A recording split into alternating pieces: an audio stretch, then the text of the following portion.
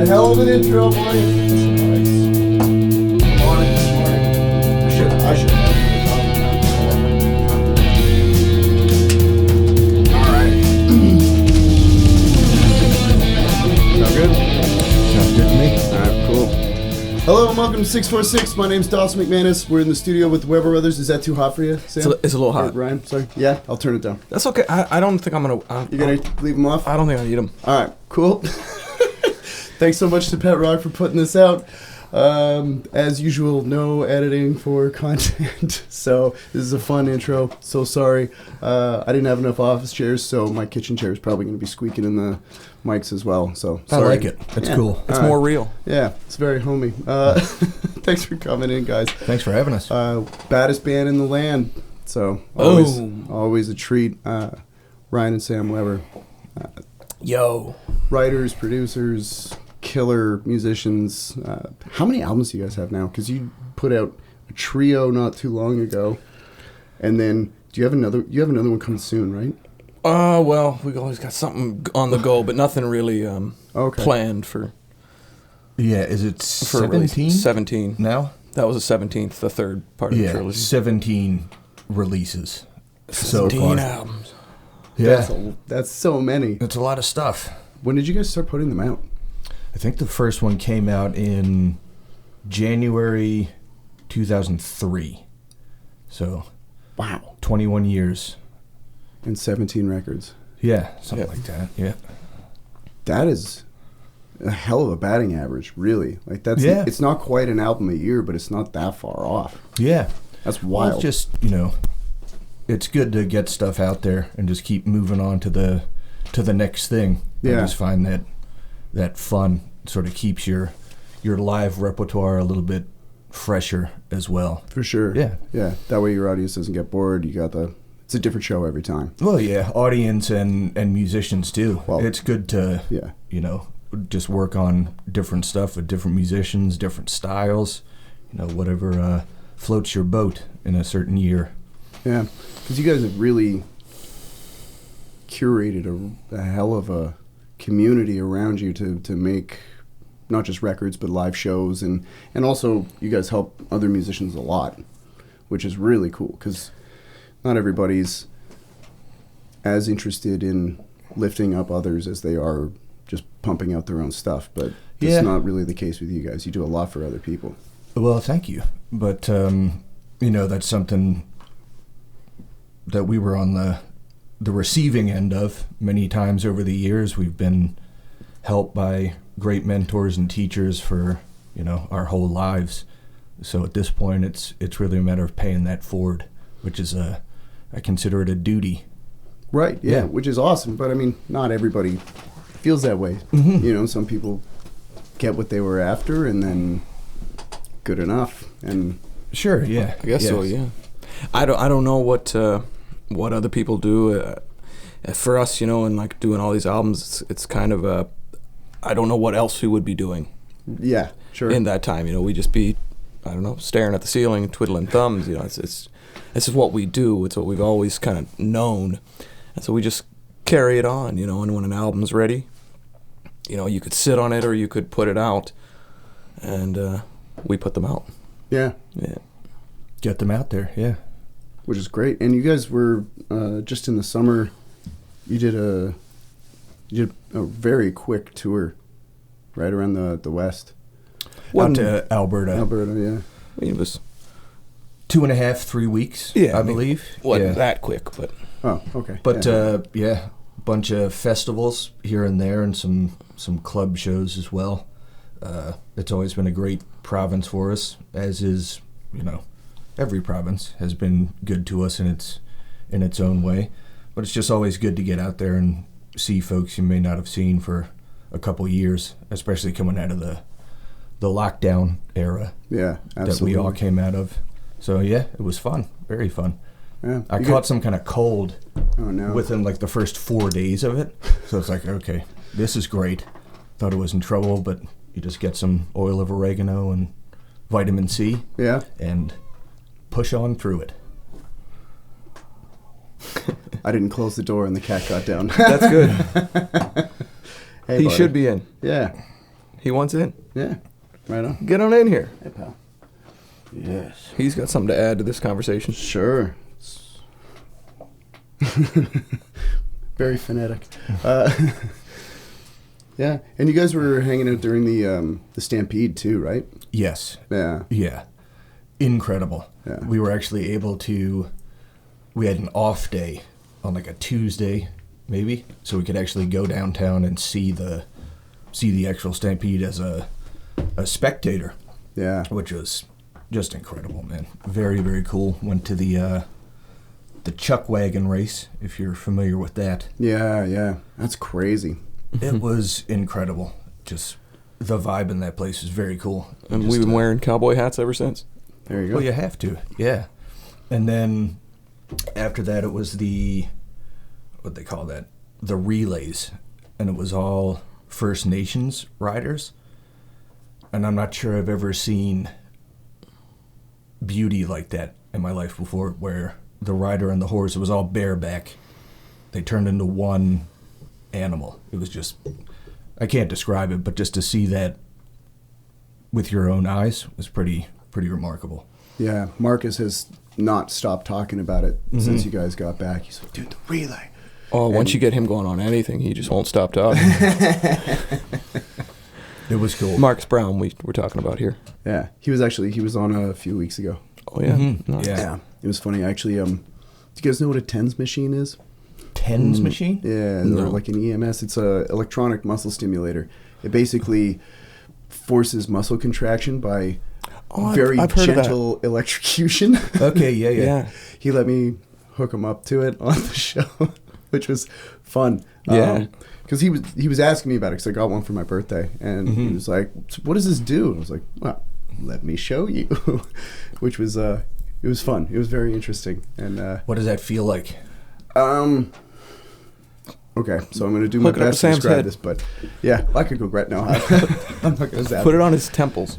Yeah, definitely don't do that. No. There's actually there's a bunch of warnings that say, like, don't put it on your neck because it can Yeah, I'm sure. make you suffocate. Don't put it on either side of your like front and back of your chest because zerp. Wow. And then you don't want to put it on your on both feet at the same time because it'll complete a circuit. And What about on both balls? Is that- Oh, it definitely recommends highly against really? Do not. the genital area. Yeah, it's in bold letters. Yeah, but sometimes you not- gotta push boundaries. Yeah, of course. Let's try that out. Yeah, This will be a good show. Yeah. Let's put it on you first. Yeah, right. I think of we have course. to. Yeah. It's your place. Yeah, It's your EMS. Yeah. Okay. That's how you be a Maybe good we'll do that host, in the right? second half. Yeah. Yeah. Second half. Let's keep discussing up till Yeah, then. of course. But so I'll do my best to describe what it feels like on a typical muscle region. I have no idea what Which it is feels where? like. Where is it usually? Well, like on like- your leg or something? Your legs. I use it really to help strengthen the stabilizer muscles in my knees Right. because the right knee. I know I've said this a lot already on the show, and I'm sorry for anybody that's hearing it again. About a year and a bit ago, maybe a year and a half ago, my knee just exploded in jiu-jitsu. And Right. so I remember that. yeah, You were talking about that. That was not fun. So lots of physio, but then one of the big recommendations that my physiotherapist made was getting an EMS because when you're trying to target those really small stabilizer muscles, if you start lifting at a certain weight, what will happen is the larger muscle groups will take over and support, so you're not actually targeting the same way you could. So with the EMS, it just helps zap those really specific spots. Yeah. And I guess what I would say it feels like is if your musculature were hooked up to pulleys, it feels like someone else is tugging on the muscle group. And, Right. And it causes contraction, but it's not only is it involuntary, but it's surprising when it comes because it comes in intervals, right? It doesn't just go and lock. Yeah. It'll either do a very quick pulse or it'll do like slow, long, hard ones and then release, and you don't really know Yeah. when it's coming. It would be like if you were blindfolded and waited for somebody to snap you with an elastic band. Right. Okay. You know what I mean? So you're sort of you're anticipating, you know it's going to come, but very strange. So it's like isolated stimulation of a muscle group. Yeah. You can get larger pads too, so like if you wanted, you could hook it up to your abs and watch TV and get some stimulation. I mean, doing that alone is not going to give you a six-pack or anything, but it can help. Right. So, yeah. Now that knee thing is probably going to be something you got to deal with. Yeah, that's moving forward. That's a forever take care of sort of thing now. Preventative stuff. Big time. I get it. Especially, like, I'm eking closer and closer to 40. Sure. So, like, you know, I turned 39 in August, so stuff doesn't repair at the same speed it used to. Oh, yeah. Well, for me, it's my back. Yeah. If I don't do my stuff every day or at least like 5-6 days a week. Yeah. You feel it. And so it's just part of reality, you know. Yeah. And I noticed the last few times we played together, every time you're lifting gear, you put the weight belt on. Yes. Almost like a power lifter. Got to do it. Yeah. Just have to do it. Yeah. Simple as that. Yeah, it's those things that are just a reality as you get older, right? Yep. So, but a lot of that he does for image as well. Right. For those people that will see it. To look cool. It's kind of like a cool thing. Yeah. Yeah, like bodybuilder. This amp is so heavy, I have to put the weight belt on. I'm going to get the belt. Hold on. That's why my tone's so good. Yeah. This amp weighs a ton. But actually, you might benefit from hooking an EMS up to your, because is it your lower back mostly? Mostly, but other times it would be mid, sometimes upper, sometimes sciatic. Oh, really? It's all of it. Do you ever get massage therapy and stuff? I have a couple times, but the last... Because he offers that. It's part of the podcast. Yeah. It's a bonus package. He's got shea butter. Last I'm a very 2 or good 3 host. years, it's just been, just stretching and doing my cardio stuff. Absolutely. Just on my own. Yeah, for sure. Yeah. I know that for the real deep stuff, if you go for cupping, that can actually help get where you might not otherwise be able to reach with just regular massage. Cupping, like, I think an acupuncture lady down in West Virginia, down in Berkeley Springs, I was swimming last summer in my dad's pool and, tried to do 20 laps when I'm not used to swimming like that anymore. And sure enough, messed something up. The next day she got me into the cup thing. Yeah. And then she showed me a picture of what my back looked like after that. Yeah, and I was like, oh my goodness. Looks like you got attacked by an octopus. It really did. Yeah. But by the time the next morning came around, I was feeling pretty good. Yeah, it's amazing what it does, right? It really saved me. Absolutely. Yeah. You get acupuncture every once in a while too? That was the one time. Yeah. The one time I've ever done it. But I'd do it again. Yeah. If I needed. Yeah, Oh, for absolutely. sure. My elbow got locked up at one point, jiu-jitsu stuff too. And just a couple needles right in, I can't remember what that muscle group is called, but like, the one that gets super developed just from guitar. Right, on the side. She stuck it in there because it kept locking when I would play, and then when I would go to straighten my arm after, it would just, and it didn't feel great. Oh, right. Yeah. So she gave me just a couple of treatments. It was like maybe 2 or 3 times, and then it hasn't locked since, and that was well over a year ago now. So Yeah. it's amazing stuff. Sure. Yeah, they've been doing it a very long, long time. There's probably something to it. Oh, that's the right. Yeah. But There they is call something it to it. they call it new age. For I know, some which reason. is so It's ridiculous. been around 'cause for it's millennia. yeah, I was going to say it's like 1,000 years old. Yeah. And Pretty wild. This new And if they're age still medicine. doing it, What an could be something to arrogant, you know what I mean? Like, what a Eurocentric, arrogant label to put on Of course. something that's been well, around forever. that happens often. You know what I mean? It's like we gotta re-look into whatever it be, so that we can then discover it, Right, yes. and that it was us that did it. It's Right. like, oh, but this has been going on thousands of years. Yeah. Right. But anything that's not a pill is like some kind of weird. Oh, now we're gonna go big is some pharma. kind of weird thing. I'm not going full in. But Well, let's go. That's cool. I could go grab some tinfoil hats if you guys want to go deep. Well, there's questions. Oh, there's always questions, man. I'm skeptical of most things, and I think you should be. And Yeah, if you find out you've been wrong, that's fine too. I'm wrong about all kinds of shit regularly. Same. I'm reminded by my wife. I can back both of you up on that. Yeah. Well, yeah, it's all right though. Like, and what are the chances you're going to be wrong in the future? 100%. With you guys, Exactly. good, strong, It's part of it. strong. Yeah.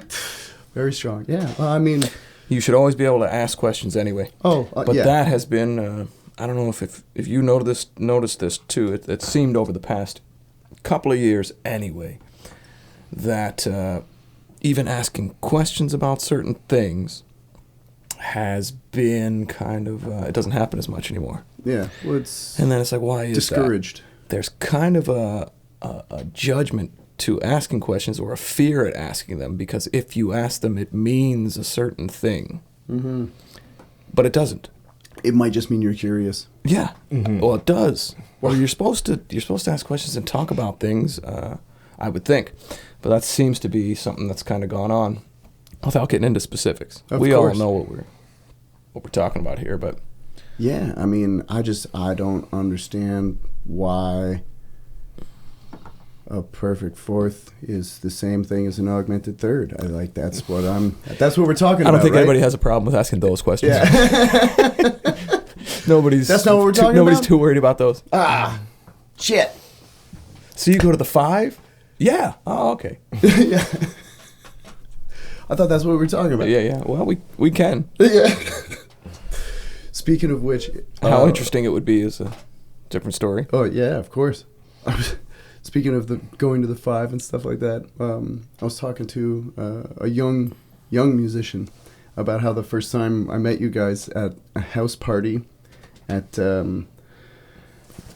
what's his last name? Michel. Oh, a Package Plus. Yeah. What's his last name? Michelle. Oh, I forget. Something French. Sorry, Michelle. Yeah. But it was a house party. What is his name? Michel. And we were all there after, I think we'd had respective shows at different venues, and this I house remember party that. Yeah. ended up there, and it turned into a jam, and I had no idea about a numbering system of any kind. I didn't, so this is the 5th fret. And I didn't even know that, it was a different letter depending on what string you were playing at the time. I had nothing. And I was explaining how Ryan was, I think partly to get over the music, but also because it's funny, just screaming chord changes at me, and I had no idea what it meant. Oh, yeah. 5! Right. 1! Yeah, I was trying to rope us all in. Yeah. Yeah. I figured it out by the end. I was like, oh, in this context, E is 5. Yeah. That was a hell of a music lesson. And oh yeah, that's simple what I mean. Stuff. Yeah. But we had that same lesson too. I remember like early days. I don't know. Sab might have screamed that at us too, or something. Oh 4 sure. or 5. Yeah. I mean, that's really like how you do learn those things. Mm-hmm. How you figure it out. Yeah. I hope he doesn't This break cat that. is great. I know. He's cool. He's a menace. But yeah, I remember early days in the Hawks, Buzz Thompson telling me that the song Odessa is based on 6th chords. Right. And I'm like, I didn't know what it was. So, great time to learn. It's like, okay, great. Yeah. But that's how you learn new stuff. Absolutely. Yeah. So you screw it up and you ask questions, or somebody just don't ask questions. Nowadays, just don't ask questions. Let somebody scream it at you. Because you'll be judged. That's right. Because you should have known this already. I definitely. That's what we think.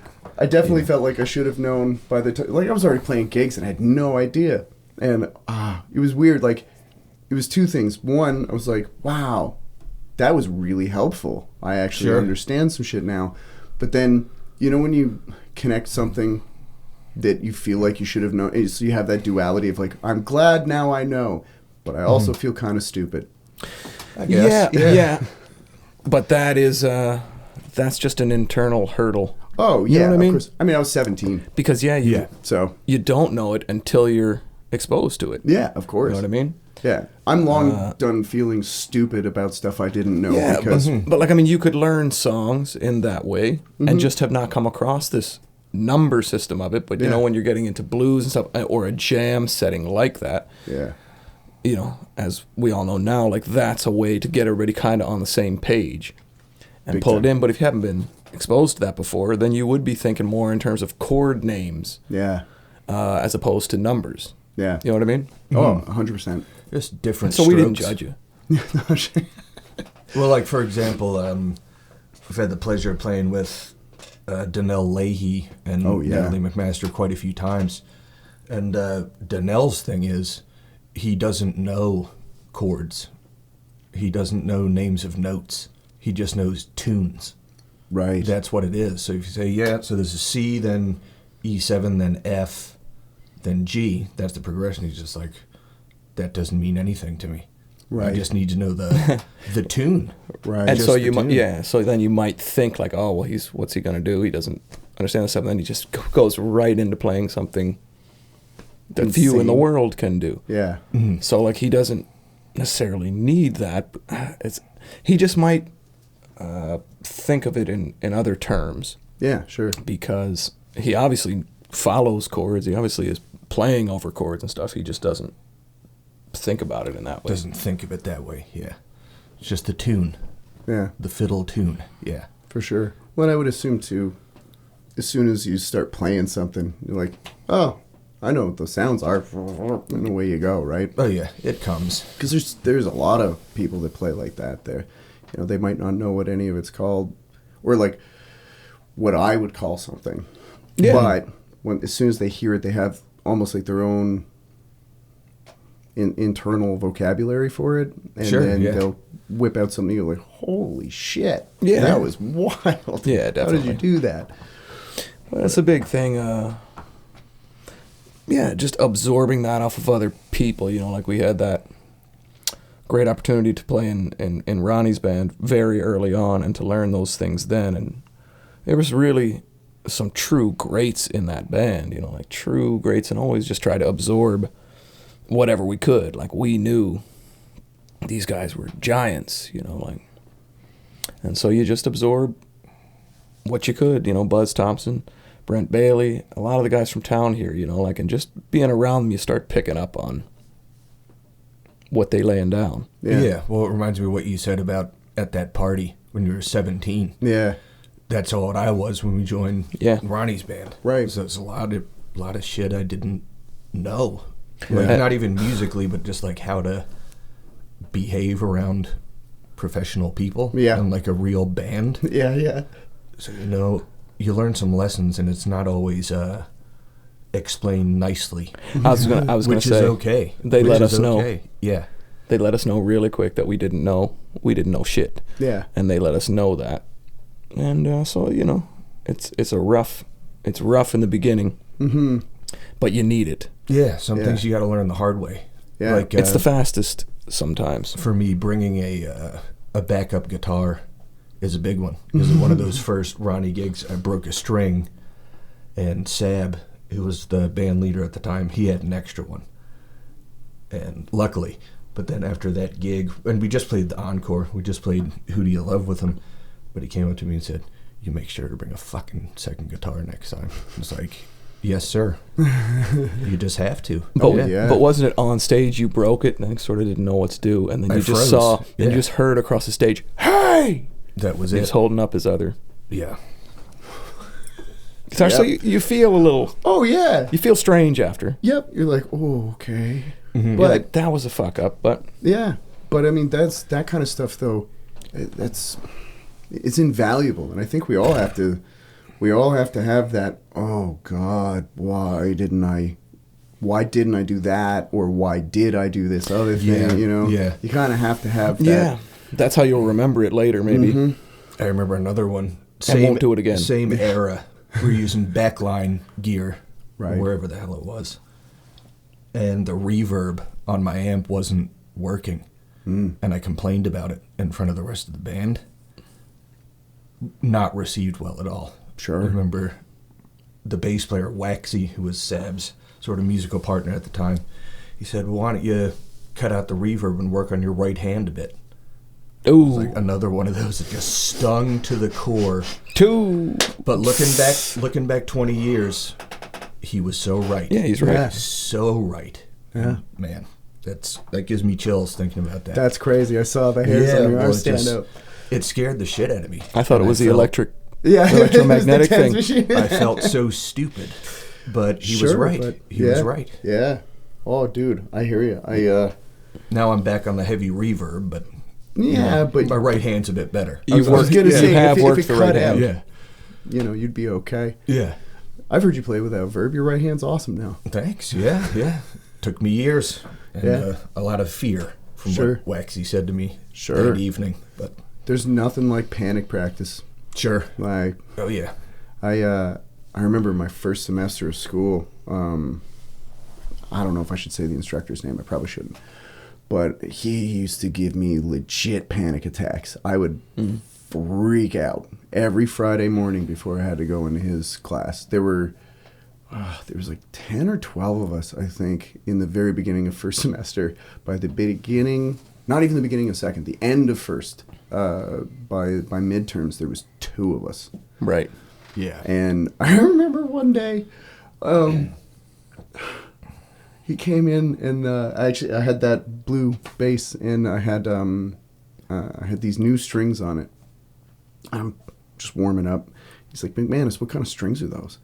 I was so stoked because I thought he'd taken an interest. I was like, oh, they're Dean Markley Blue Steels. They're half wounds, which is a hybrid round wound, flat wound. Mm-hmm. And I'm trying to explain like how I can get a jazzier sound if I just roll off the tone, and then if I want to sound more rock, I can. I don't even have to change basses. And he just goes like, huh, what a fucking waste. I was like, oh my God, he called me a waste of strings. Wow. Which is so brutal. Yeah. But hilarious. It was just like... Hilarious now. Hilarious now. Yeah. At the time, as soon as class was over, I went home and...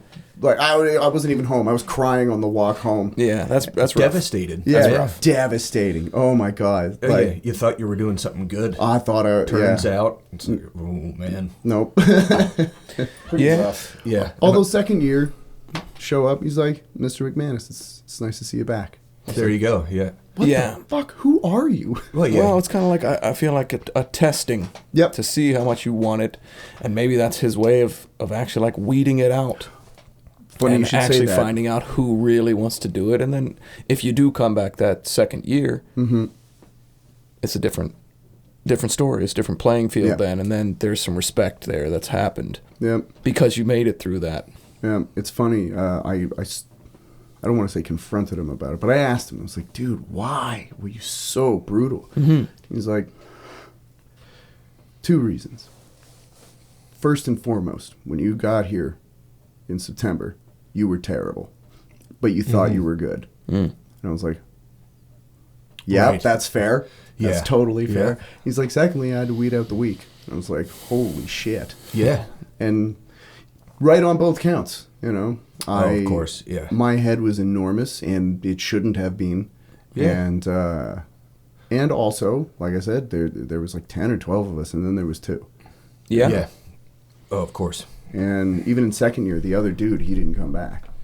Right. There was a whole other batch of people that showed up, but like, from first year, I was the only one. You were the only one of that class to come back. Yeah. I was like, Jesus. I think some guys do go at it like that. You know what I mean? And they will like, they'll test you to see how much you really want it, if you're really going to make it. Because if you're not, maybe it's good that that person then goes off and does something else that they are going to really apply themselves in. Mm-hmm. I don't know, and other people might not do it that way. There is something to mode of delivery, the way you deliver something. Some people are really like, you know, bristly like that. Mm-hmm. Some do it other ways, and probably both have their place. You know, I really think they do. Mm-hmm. Yeah. Ronnie was much like what you're describing. When we first got in with him, I often have felt like that was a test. Who left their phone on? It was me. Oh. But it's just going to vibrate out. Cool. But I often felt like that was a test, you know, like a 3-month test. He always called it his 90-day boot camp, where he really worked us quite hard, not only musically, but also like around the farm and stuff. Mm-hmm. And when we weren't doing farm stuff, we were supposed to be practicing. Yeah. And you know, like anybody would, you know, you practice for an hour, you might want to take a break or do something. It was always those moments we'd take a break that he would somehow walk into the barn. Always those moments. And he'd be like, well, I don't hear any practicing, boys. And then sort of like storm out. Yeah. I always felt like that was kind of like a test, because it's not only a musical thing, and especially the places that Ronnie played and really excelled in and made a life in, you know, it's not just music, it's also lifestyle. Yeah. And if you're actually going to sustain in that lifestyle, you really do have to get those lessons. You really have to get it. And that's what he was trying to show to us, I think. Mm-hmm. I've always felt, you know, and there's, how many stories are there of people that have gotten like swallowed up by the lifestyle? Oh, yeah. I mean, that is a tale as old as music's been happening, probably. You know what I mean? Of course. Yeah. Yeah, I think we've all seen people that you're like, wow, you're amazing. And then the party gets them. Something bad I happens. mean, that's, Yeah. And you're just like, wow, oh, man, what happened? You know, and you're sitting around one day, you go, whatever happened to, I don't know, pick somebody. I'm like, oh, dude.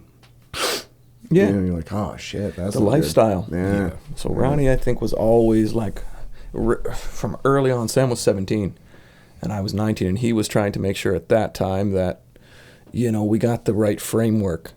Yeah. That is, if we made it through the boot camp. Yeah. You know, like, and if we didn't make it through that, then who knows what we would have done. But that's what I think was in his mind. You know, if we made it through that, then we'd likely want to keep going, and you're going to need these lessons to keep going. Yeah, and it could be quite harsh, but that's all right. It wasn't like taking a knee after baseball practice. Yeah. It was just, you know, a terse comment, like play him the riff that I'd been working on from one of his songs the day before, and he would just say, nope, that ain't it, and then walk out. And then you just have to, all right, back to work. Here we go. And that just, you know, that's your hero. Yeah. You want so badly for him to say it's good, say you're doing well. Right. But you really had to work for it, which Yeah. is a beautiful thing. It really is. Yeah. One of his classic lines was, yep, 3,000 more times, you might be getting close. Yeah.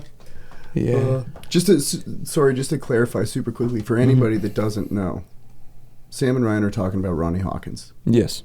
rock and roll legend. Yes. So, If you're not familiar, check him out. Yeah. One of the best. Get familiar. I'm biased, but amazing music and truly unique to my ear. Quite, you know, it's rockabilly music and mixed with rock and roll, but in its own special way. So check it out. Yeah, he's a true band leader from that era where there were like true band leaders like that, and although his you know, I feel like nowadays people might listen to it and be like, oh well, that's just a simple like 3-chord do do do do do do dee and do do dee and do do dee, but there's so much more to it, and Ronnie was so much about tightness and dynamics, and every song was extremely arranged. Not a lot of people know that. No. And that's kind of what we're talking about. But he is the greatest, you know, the greatest teacher and friend and mentor we could have hoped for. Absolutely. I remember one in particular, one of his drummers, Doug Inglis, who was also in Gatto for Right. years. He was the drummer when we first sort of showed up. And he was asked, like, what's sort of a difficult thing about playing in the Hawks? And he said, man, it's probably playing these rock and roll songs at a whisper level. Like, so quiet, like from back in the day when there was an upright piano. Yeah. Not even mic'd on stage. So drums had to play to it. Everything had to play to that. Yeah. So to still have that energy and sort of, you know, violent aspect of rock and roll at a whisper quiet, it's tough. Not easy to do, because your first instinct is always, well, I'm going to turn up a little bit. I'm going to hit a little harder. Yeah. I'm going to play a little faster. But Well, yeah, and nowadays maybe like you can do a lot of that in the mix. Like you want the sound guy to do that. Yeah. He's supposed to mix that. Ronnie's day, you know, like the band needed to do that. All within their own instruments and all within their playing. It's like if the singer's coming in, you get way down. I don't know if that's like a... I'm sure that still happens nowadays everywhere. I'm sure it does. But, you know, sometimes you feel like that is something that's maybe not thought of as much nowadays. It seems to be a little more rare than it used to. Of like a set thing that has to be done, maybe. Yeah. Is a little less. What, dynamic? Yeah, dynamic. Approach? Yeah. Well, yeah, I think it is less prevalent. Even just like different subjects, but mastering these days. Just how everything is just like louder. Yeah. And there's never like a quiet part. Yeah. Anymore, which is just the new way. But it's just, you know, less dynamic. Yeah. Simple as that. Well, and it's funny too, even just speaking about mastering. Mastering now doesn't mean what it used to. Mastering is kind of like a secondary mix now. Whereas originally mastering, all that meant was taking tape and putting it onto vinyl. Right. That's what it used to mean. That was it. Yeah. Yeah. But now it's like you have your sound engineer that even just is getting the right tones off of amps and drums and stuff. Then you have another dude that actually is mixing it and creating like a secondary atmosphere, I guess, that from what the band makes, and then that gets sent off to the mastering engineer, which is like a secondary mixer. It's like, I don't know, it's weird. It's weird. Like the way that things have sort of changed from what they originally were. Yeah, well, and I mean, a lot of that probably is, you know, as technology builds and things. I mean, everything evolves, I guess, except for maybe humans. Right. Well, or maybe they do. Maybe. It depends on who you ask. Well, I mean, sometimes you got to wonder that. You know, if the theory of evolution was true, you'd think we wouldn't do the same things we've always done that we know don't work. Yeah. Something to ponder. Yeah. Anyway, back to mastering. I don't know. I think humans are a combination of lovely, ingenious, and simultaneously unbelievably stupid. Can be. Yeah, the full gamut. Really can be. Yeah. We really run the range. Definitely. And we do we do tend to repeat a lot of things, I find. And they just sort of like look a little different, but it's the same kind of at the core. Yeah. I'm glad some things endure, though. Like music. I also think that martial arts are a beautiful thing, and I'm glad that has stuck around for as long as it has. Yeah. Like, if you think about how any of it, traditional martial arts of any kind, and then even more modern stuff like, I don't know, like boxing or MMA as an example, that stuff, like, shoot, how long has boxing been around? You know what I mean? Right. Shoot. I was thinking about that the other day, just like, if you're ever feeling anxiety or any kind of negativity, try to bring it back to like, what's still going to be around and still relevant 1,000 years from now. Yeah. You know, your anxious feeling? Probably not. No. But things like art, martial arts, music, yeah. It will. Yeah. Entertainment lasts. Yeah, well, these are good things. I mean, you want these to endure. Yeah, of course.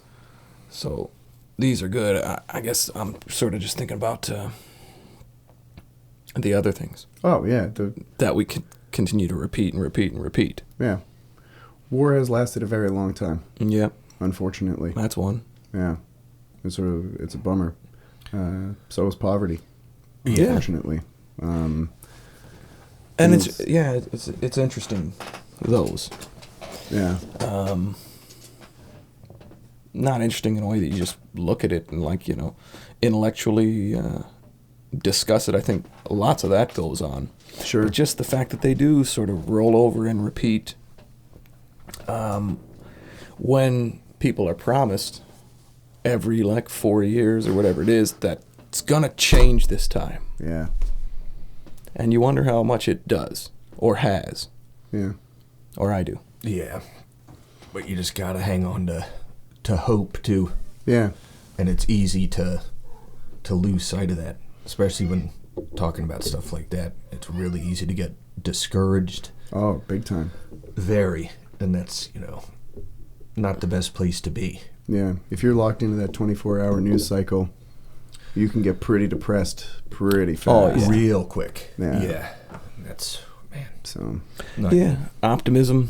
I'm an optimist. I certainly try to be. I went to see the Dalai Lama live once. No shit.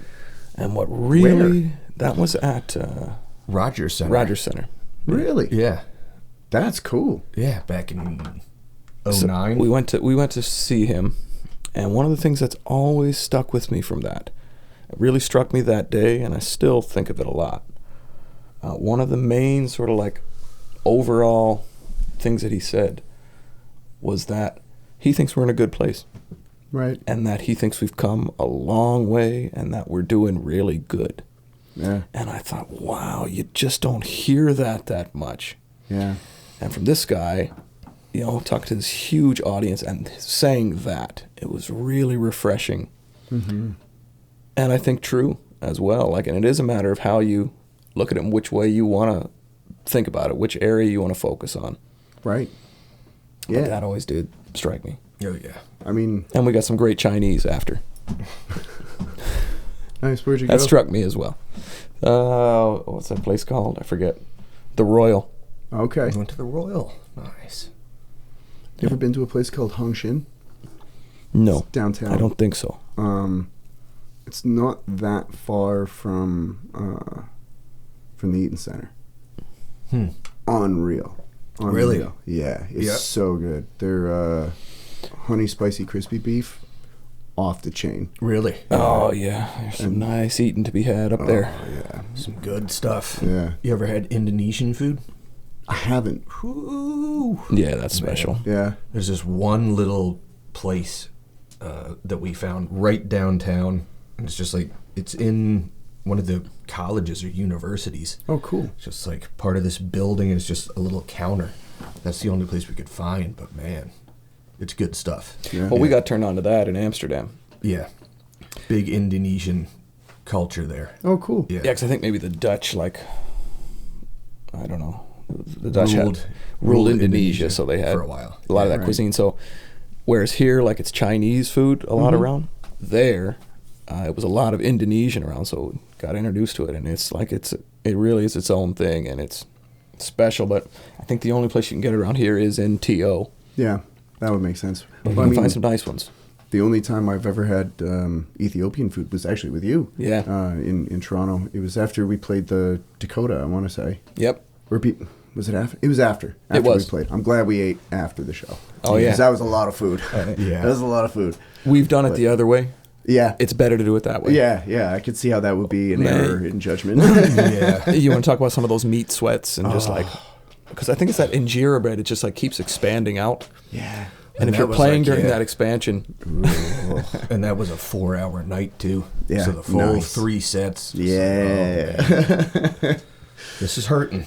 Just trying to burp off Mike every time. Right. Just- just it's got to come out somewhere, so it just comes out in sweat. Not even when you've been rocking and sweating. It's you've just been kind of, and it's just you're tuning. But it's worth it. Sorry. Yeah, go ahead. I said it's worth it. Yeah, absolutely. Some of the best coffee I've ever had in my life. Oh, that ceremony is special. Dude, when they come out and they wave the pot of the roasting beans right under your nose. Yeah. It's cool. That was awesome. I like the ceremonial aspect of that. Yeah. It's just cool. Yeah. It's more of an event. the swinging around Yeah. thing. Yeah. It's man, So it's just- awesome. The it's way neat. the way that they respect the ingredients is Yeah. maybe not as common in a lot of North American cuisine.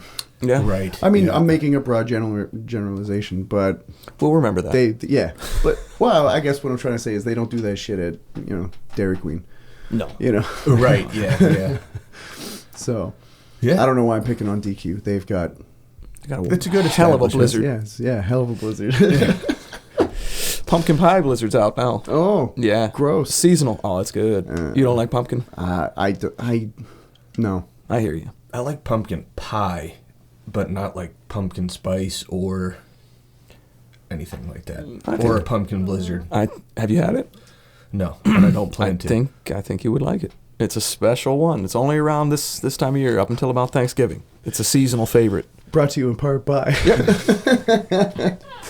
Yeah, no, I just I know this is a very controversial take, but I don't like pumpkin pie. I don't dig it. That's okay. I think it's a textural thing. It is weird. Yeah. It's, it's A little not my bit jam. brainy. Yeah. Yeah. It's a little soft. Yeah. Bleh. I don't know. You feel the same about applesauce? I do. Yeah. Yeah. It's kind of that same. It's got that mealy, just blech. How about rice pudding?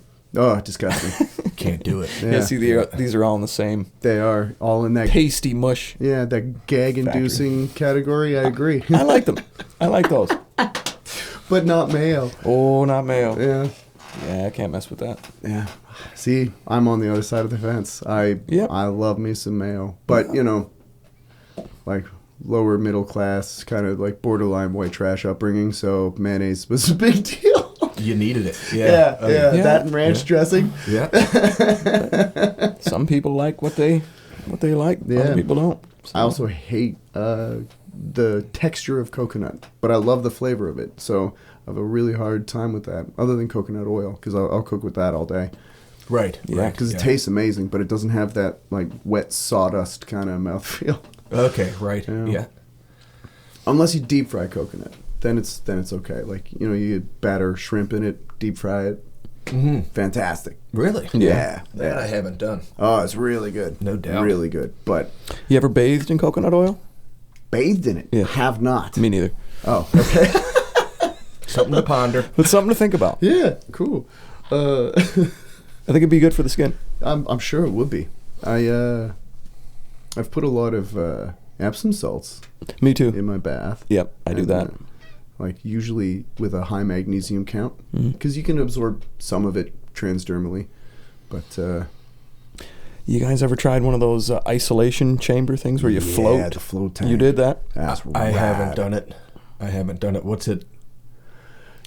I thought of that What's it because like? I thought of that because the salt. I think there's like a ton Tons. or Yeah. a couple of tons of Yeah. salt in each one. So you're completely buoyant because there's so Yeah. like what Yeah. Ryan was just saying. There's so much salt in it that you float, and they also heat it to like let's go Fahrenheit, about like 98.7, Yeah. 98.8, Yeah. something like that. So that it is once you're in there, it is almost impossible to distinguish the water from your body unless you're splashing around. But if you try to lie as still as possible, and it's pitch black, so No sight, no sound. nothing. Yeah, Wow. complete isolation. And you're at least for me, I try to get it so that my ears are under the water, so that I can't even hear Yeah. like the air. Cool. Yeah. Which sounds insane to say hearing the air, but it's. I mean, No, I know what you mean. yeah. I didn't know it was going to be like that going in. I didn't know it was going to be like an isolation chamber thing, whatever that thing is. Yeah. And when you walk in and see that, at least for me, that looked strange. I was like, Yes. I'm getting in that, and then you're going to close that top. Okay, because it's not that big. You know Yeah. And you so- ever see the Alien movies? Yeah. You know the hypersleep chambers? Yeah. It's kind of like one of those, but Man. no windows. And So then it's just, they do let you open it if you really don't like yeah, that. if you start. But I freaking- thought, well, let's go for the full experience. And when hell they yeah. close that thing, it's weird. Yeah. That might be a freak out for me. I But do you thought- just I have would've to, thought so, like- too. You just have to let go. Yeah. I guess. Yeah. And what's cool is because it's so pitch black, you can't even really tell if your eyes are open or closed. And Yes. once you're in Yeah. it long enough, it's almost like your consciousness is just detached from Yeah. any physical limitation in a way. Wow. Which is like what you're, like meditation's all about. Yeah. And it's about like getting to that place. I found inside that chamber thing, floating in all that salt and that water, like you can't help but go there. You can't help for that to happen, and pretty quickly. In meditation, you can sit for a while. You can sit for an hour and still kind of be like wrapped up in the mind. Or you can have glimpses of it where you get away from it. I found like in that thing after about like 10 minutes. That's what I was gonna say. 10, 15. I was just like, you're just in a the next thing I knew, like the little music was playing to let you know that it's done. Yeah. So like an hour had passed, but did you get didn't the swirly feel like colors and stuff? Oh yeah. Yeah. Wow. So when you're like almost falling asleep and that beautiful nothingness is starting to wash over you, it's kind of like an hour of that. Yeah. Whoa. It's insane. It's so cool. I'm tempted. I haven't done it, but I'm tempted to do like a hero dose of edibles. Yeah. And climb into one of those. That's a good experimentation. Because I react very strongly to edibles. So Marcus actually, the first time I ever did over-the-counter, like dispensary edibles, Marcus gave me this little baggie. He's like, dude, I know you have a low tolerance, so take half of one of these things. I open it up, and it's this weird, almost gray disc. Yeah. I'm like, okay.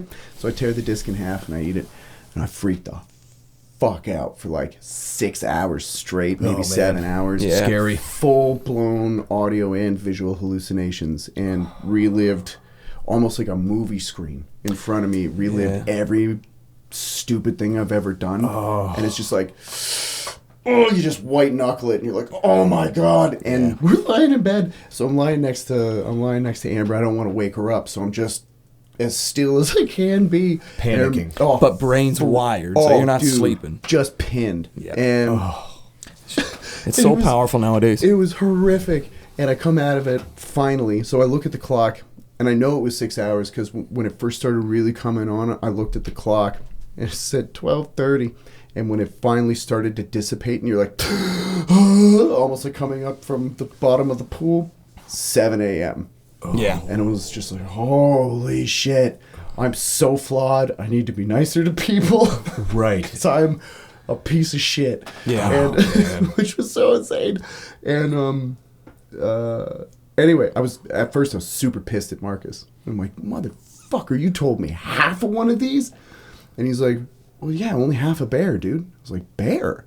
It was, oh no. And so I guess what had happened was the package had gotten hot and they'd all melted together. Oh, really? And and there were 5 bears in the package, and it was 25 milligrams per bear that it all melted together. Yeah. So this is like, I don't know, half of that was, so the whole thing. So you had like 2.5. Yeah. So that's going to be intense. I was just, But I don't know, man. Like even for some people, even a half bear would have done that. Oh yeah. You know what I mean? Like Yeah, it's so powerful nowadays, wild. and you don't, even though it's legal, it's like it's legal, and now there's people like that are so into the science of it that they make it as potent as can be, from my understanding. Yeah. And then they'll be like, scary. oh, well, you need the sativa or whatever that is. It's just like, well, nobody knows. Yeah. Until they have it. Yeah, that's the thing. Or Biodiversity. don't have it. Yeah. Or don't have it. You don't have to know that. Right. You know what I mean? Yeah, I do. Biodiversity is real. And apparently if you have a faster acting metabolism, it hits you sooner and harder than somebody that has a slower metabolism, right? Because when you smoke weed, it penetrates the blood-brain barrier fast because it hits your lungs right into your head. Yep. Like 2-3 minutes and you're giggling, right? But when you eat it, it has to get processed by your liver, and it actually converts it into a different compound, 11-hydroxymetabolite is what it's called. Okay. I looked it up because it's like, that's not the same shit. Right. I've smoked weed before, and this different. is different. Yeah. But I was thinking how wild an experience that might be in an isolation tank. For, like, to beat that demon, do you mean? Or just like to see what would happen? Kind of both. Also, Right. every once in a while, I feel like, and I've done this a handful of times, I don't do it often, but if I feel like my empathy well is getting a little dry, I'll take some edibles and I'll freak out and I'll relive mistakes. I see. and I come out of it. It reminds you. Oh yeah, that's right. Right. I have a lot of mistakes in the ledger, and I should remember that.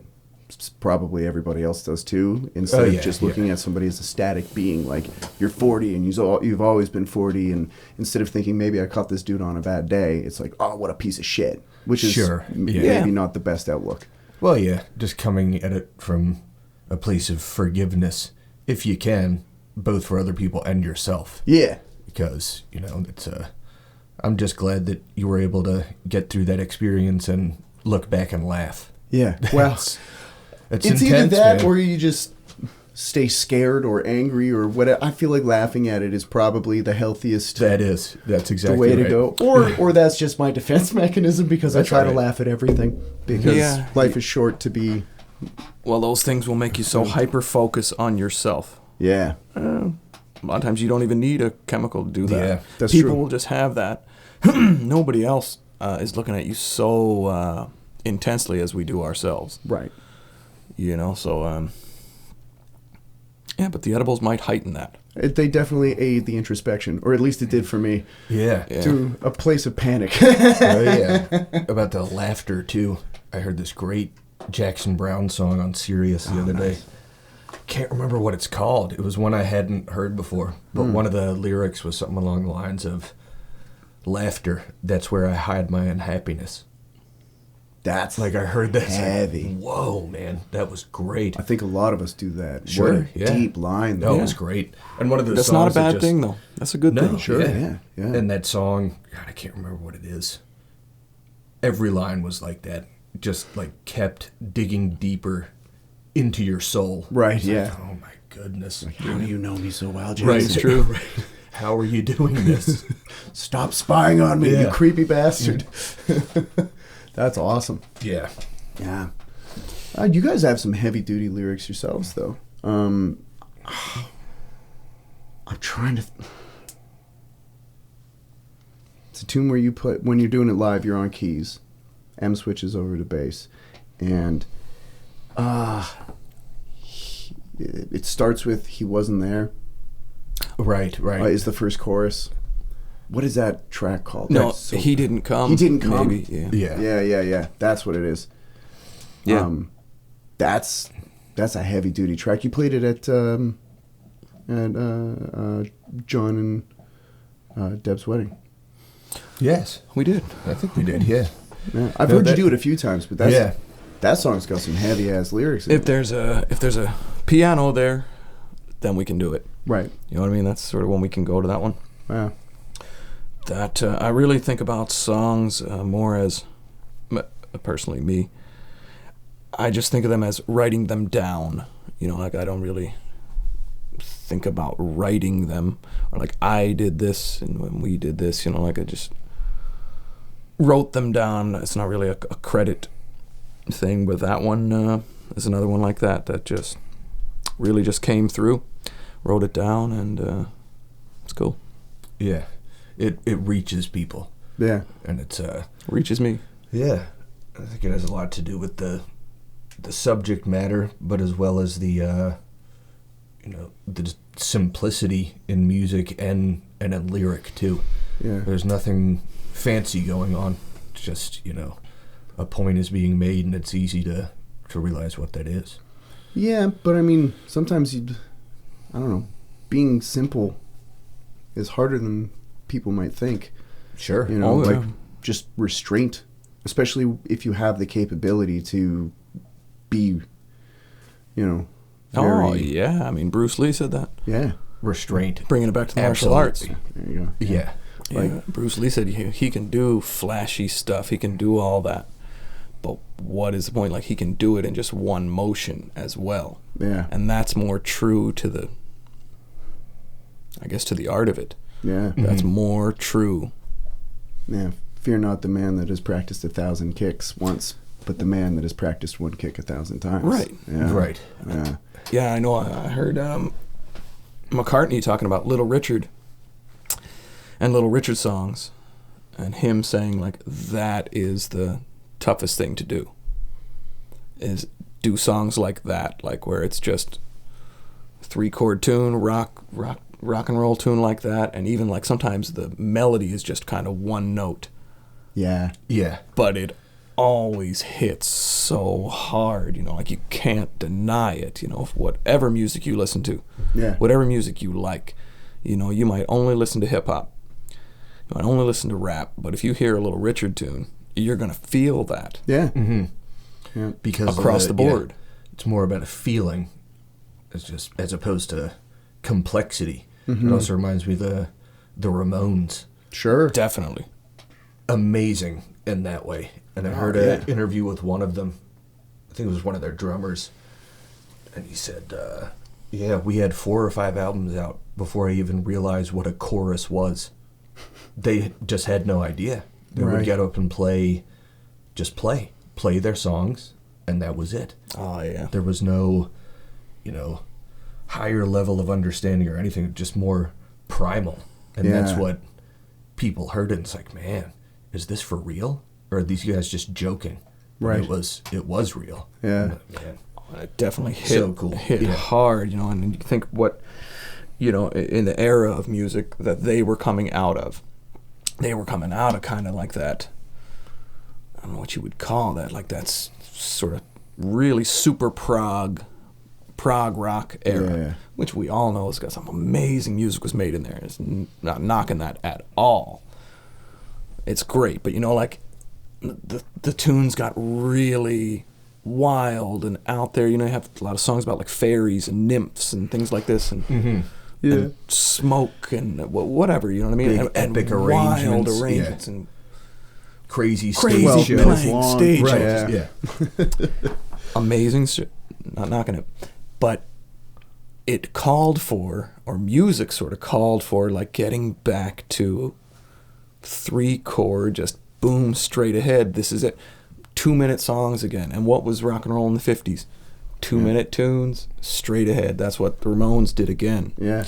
And I kind of think about that as sort of repeating out of sort of like the, and again, there's a lot of amazing music was made here, and what they call like hair metal music. Yep.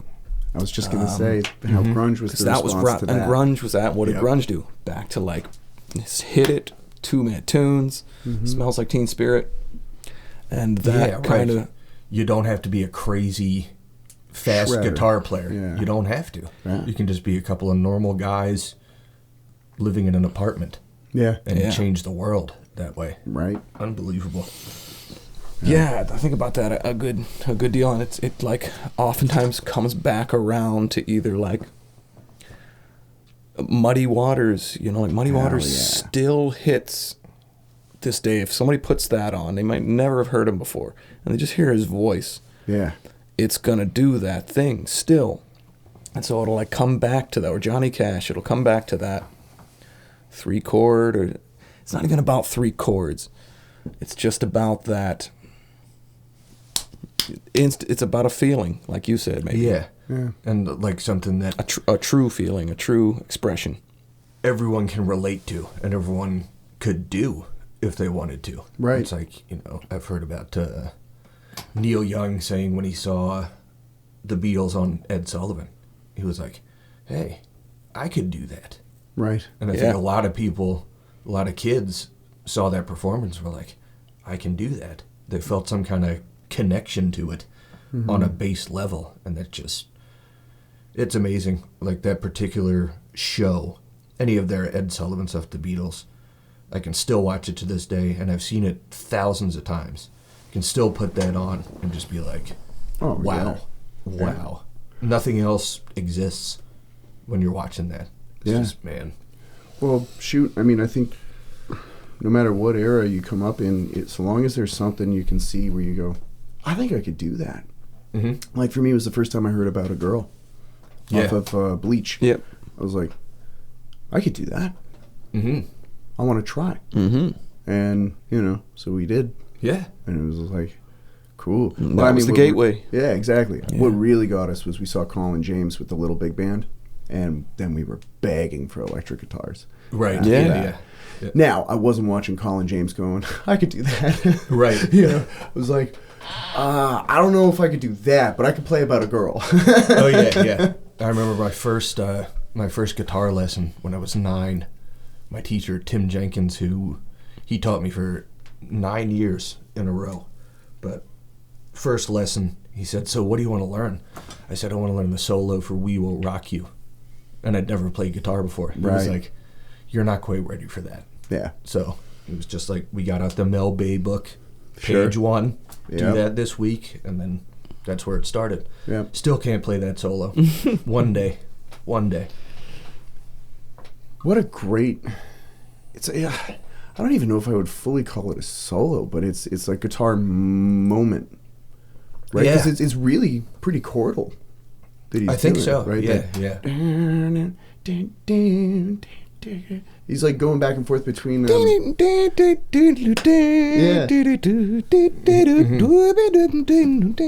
No, but I had dreams of learning that.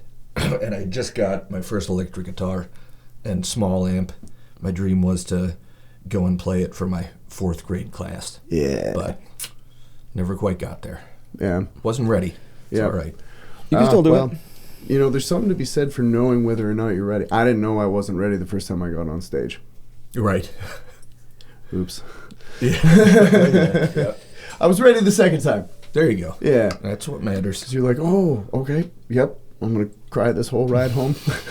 Well, I mean, Brian May, as a guitar player, he's another one of those ones like where his solos, you can sing. Yeah. You know what I mean? Like, there's some guys like that where their solo, it's kind of like what you were saying. You were saying it because of the chordal nature of it, but it's just like all of his solos are parts of the tune. Yes. And so you remember them kind of like a verse. Yeah. Yeah, You so know? lyrical and poetic Yes. and melodic. Yeah, absolutely.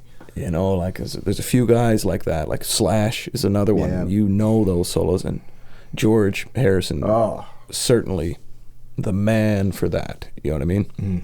One of my favorite examples of showing students unconventional bending is Everybody's Got Something to Hide Except for Me and My Monkey. Oh yeah, I'm like, wild tune. Listen to these bends.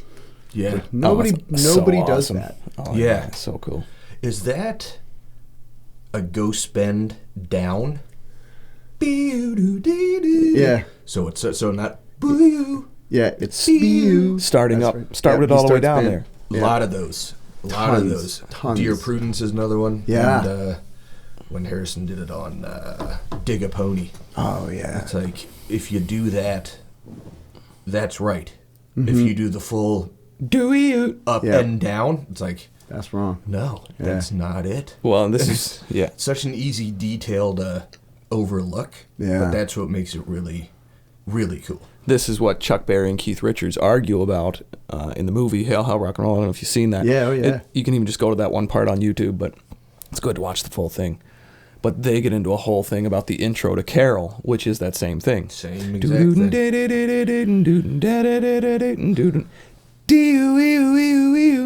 And Keith's going, he's starting with it there. And Chuck keeps stopping. He goes, no, you want to get it right. Chuck's kind of just making it. Sometimes you feel like he's making it difficult to Making make it more of a thing. difficult. Yeah. But it's a powerful scene. Oh, yeah. And that's what he's talking about, though. Yeah. Start with it all the way down there. No. Yeah. Incredible. Yeah. Yeah. And those, like, and sometimes even, like, when there's so many players that do it now, but not even a full quarter step bend. It's like, and they'll cut it too before it even makes the full quarter step on a bend. Just bip, and you can almost hardly even tell that it's bent. And so many people will just play whatever note it happens to be without any kind of inflection on it. You're like, why does that sound wrong? There's something about that isn't it. Yeah. You know, it's those tiny details that just Doesn't sound quite like it. Yeah. Something's just slightly. Yeah, and it takes either somebody pointing it out to you or a lot of trial and error before you go, oh, that's why. Because it is a subtle Just subtle that thing. little thing makes it right. Yeah. Like, did I play you the, I saw Joe Walsh on YouTube talking about a Whole Lot of Love intro, and that D note is intentionally out of tune. Yeah. So cool. He's doing the unison at the... But bending it a little bit. Yeah. Yeah. Then there's Day Tripper, which is double tracked, but one of the guitars is a little out of tune. Yeah. So again, the D note sounds a little sour, but that's what makes it cool and good and right. Super brief dissonance is super important, and it's crazy how overlooked that kind of thing can be. Yeah, which is wild. I saw a good Joe Walsh one where he was talking about great guitarists. Sure.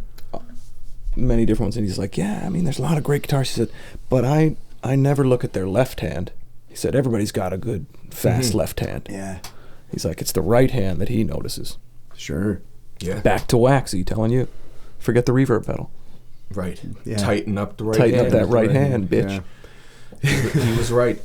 And back to Waxy, I reached out to him years later to tell him how grateful I was for that memory. And he said, that's one of the best compliments I've ever gotten. So it's like, that's cool. Full circle. Very cool. Yeah. I just real quick, I got one last question for you guys. But Oh man, I could keep ask going on this all day. I thought we were just getting going. Yeah. Well, we already had the 5-minute warning like 10 minutes ago. Oh, we did. Yeah. But this is We're good. rambling on here. No. Well, Let's do it again. Yeah, absolutely. At the Ethiopian place. Yeah. Live. Sure. I mean, it's just going to be a lot of chewing into a microphone, which is of it. horrific. So good. So, this one's good. Yeah. Or when you got to run your fingers through the food. Yeah. That's what people want to hear in People headphones. would just love it. Super quick for right hand stuff. One of my favorites all time for bass specifically, Rocco Prestia. Oh, yeah. Okay. Tower Power. Yeah. Yeah, such precision. That is an insane right hand. But final thing I want to leave off on that I was really hoping to get your guys' opinion on, because you guys know quite a bit about boxing. There's a big event coming up in November on Netflix between one of the greats and arguably an actual up-and-comer, Yeah. which is the Mike Tyson-Jake Paul fight. How do you Yes. guys feel about what is, I don't know, I hate to say it, but almost there have been a few kind of freak show, kind of gimmick fights that have happened in the last, I don't know, like 5 to 7 years. It's like, that's interesting. How do you guys feel about those types of fights in this one coming specifically? I mean, as with so many things, there's so many ways of looking at it. Sure. From like the boxing, and I want to watch the sweet science of two professionals doing it, and you can tell how great they are and how much time they put in. I want to watch a fight like that. Of course, there's that. But as far as people tuning in and watching, I feel like those fights generate major viewership, like the what was the Floyd and Conor. Oh, yeah. Man, that would have been watched by so many people. That was what happened. And then that night the for Floyd everybody. and Logan, like, people tune in and watch it. So for the sport, and I think this is what Tyson says about it. He says about Jake Paul, he said he's really good for boxing. Right. And you don't hear that as much from a lot of the other fighters and stuff, which I get as well, because they've put in so much time to become who they are. Mm-hmm. They feel like he sort of skipped the line. That's right. Yeah. But Tyson sees that differently. Right. And I see where he's coming from as well. Will I watch it? Yes. Right. Okay. Most definitely. Do you know anything about, like, rules? Special rules? Or are there any? Yeah, so it's the rounds are 2 minutes instead of 3, and I believe I might have this wrong, but I'm almost positive they have 14-ounce gloves. 14 ounce. How many rounds? I think it's 10. Is it 10? Okay, I was gonna say it's either 8 or 10. It might be 8. But they're 2-minute rounds. But they want it to be like not like an exhibition. Yeah. They want it to be like a real fight that happens. Yeah. How do you feel about what will be how old is Tyson now? He's 58. He's going to be 59, I think. Yeah, by the there time is they fight. that. There is that. Fighting at 20-something. There is years that old. concern, and you concern for him. Don't Same want to see time, anyone get hurt Definitely. permanently. Yeah. But Don't want that. If I think about somebody who's like a man who is going to make his decisions, Yeah. it's It's probably Mike Tyson. yeah. Probably not a lot anybody can do to talk him out of that. Yeah. So that's tough, though. Yeah. You know, you could look at it that way and be like, but what do we know? We don't know how Mike Tyson feels. Yeah. And I guess I'm like, you know, if you've gone through what he's gone through, or anybody has, you should be able to choose for yourself, you know, and then that's kind of what I think he's doing. Yeah, autonomy is super important, but I mean, sometimes we see it a lot with any kind of combat sport. A lot of those fighters are too tough for their own good sometimes. Yeah, like that's also a point. How do you train at that level, at that age, and not hurt constantly? I mean, you would know more than I would, but I think they put him on a little secret sauce. You do? Well, maybe. I mean, if he's allowed, right? But then, the fight has been sanctioned. Like it's not an exhibition. They are gonna. It's a real. Yeah. It's been sanctioned by the Nevada State Athletic Commission. Because it wasn't that way before. No. I thought. Yeah. I don't think it was, but they both really pushed for it. Yeah. Because I guess they want it to be real. Yeah. Paul kind of pissed Tyson off a little bit. And then Mike's like, all right, let's just fucking do it then. Yeah. You know, and which is not a good Mike Tyson impression. I apologize. But like, you know, Mike looks good when he's hitting the mitts, but he looks amazing. But what I will say is I would like to see him do, but everything's like 10-second clips. Yep, you know, that's true and too. I hate to say this, but like, if I'm warmed up enough and I've been running the same feed for a while, I can look pretty good on mitts. And I am not a professional fighter. Right. Yeah. Like, I'm not even an amateur fighter. I'm a hobbyist. You know what I mean? So I'd like to see him do long rounds on a bag to see what his stamina looks like. I'd like to see him spar, if he is sparring. At almost haven't 60, seen any of that. How do you spar at almost 60? Right. And that reminds still me be of fresh for the fight. One of the later Rocky movies, where his trainer is like, because Rocky's so old, he's like, well, we can't do any running.